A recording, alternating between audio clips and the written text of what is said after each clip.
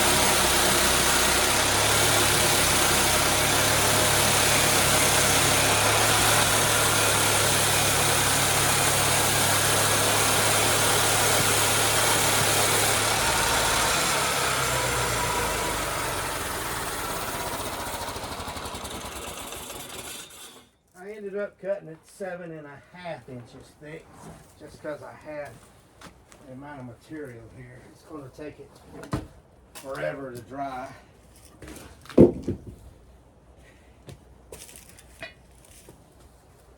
But I'll put it down there in the rack and let it just air dry for a year or two, and eventually it'll go into the solar kiln.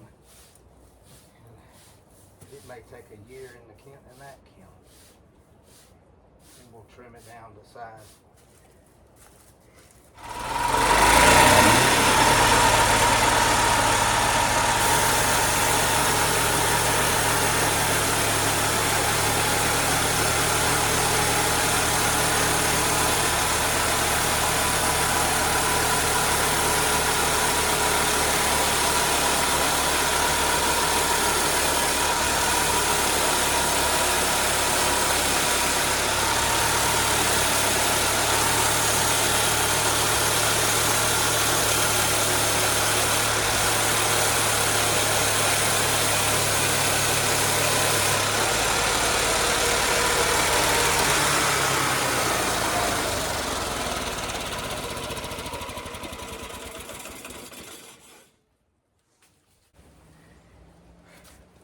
Well, we'll get that down to the drying rack. Sometimes we run into bullets and nails and all kinds of stuff in the wood. You just never know. Well, we appreciate y'all watching. Thanks.